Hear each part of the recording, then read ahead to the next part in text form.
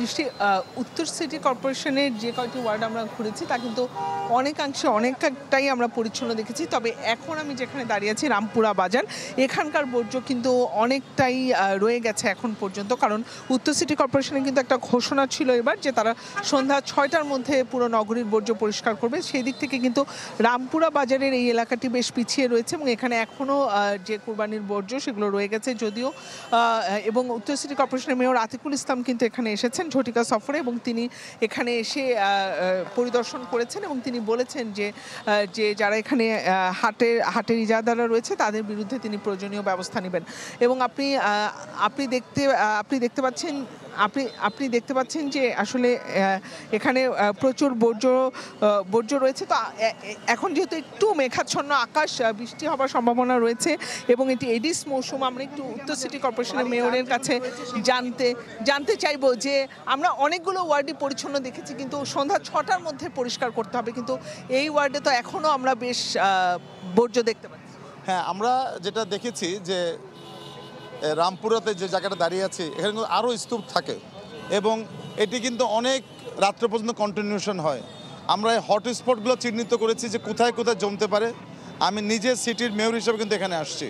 সুতরাং যারা পরিচ্ছন্ন কর্মী, আমাদের ওয়ার্ড কাউন্সিলর সহকারে, আমাদের চিফ ওয়েস্টম্যান সহকারে আমি সবার সাথে কথা বলছি এবং এখানে আমি যে টার্গেট পেয়েছি, অবশ্যই আমাদের যে টার্গেট আছে যে আজকে 2টার থেকে কাজ শুরু হয়েছে 6 ঘন্টা মানে 8টার মধ্যে, অবশ্যই আমি মনে করি এটিকে আমরা ইনশাল্লাহ পয়সা করে ফেলতে পারবো। আমরা শুনছিলেন দৃষ্টি আপনি যে এটা চ্যালেঞ্জ হলেও কিন্তু উত্তর সিটি কর্পোরেশন মেয়র বলছিলেন যে তিনি 6 ঘন্টা অর্থাৎ রাত 8টার মধ্যে এটি নিশ্চয়ই তিনি পরিষ্কার পরিচ্ছন্ন করে ফেলবেন। জি সূচনা, ধন্যবাদ আপনাকে আমাদের সাথে যুক্ত হওয়ার জন্য। প্রয়োজনে আমরা ফিরবো আবারও আপনার কাছে।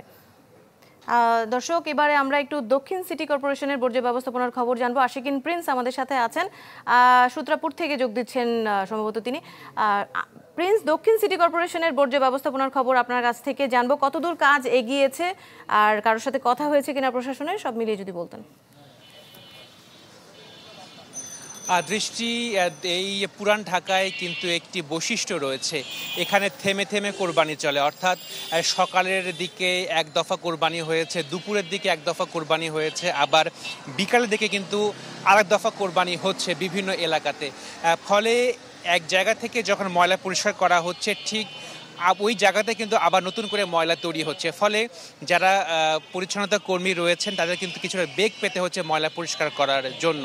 তো একটি বিষয় যে আমি এখন রয়েছি 44 নম্বর ওয়ার্ডে, আমার সামনে আরেকটি হচ্ছিল 45 নম্বর ওয়ার্ড। এই দুটো ওয়ার্ডেই যারা পরিচ্ছন্নতা কর্মী রয়েছেন তারা দাবি করছেন যে 80 থেকে 90% বর্জ্য এরই মধ্যে, কুরবানির বর্জ্য এরই মধ্যে অপসারণ করতে পেরেছেন তারা।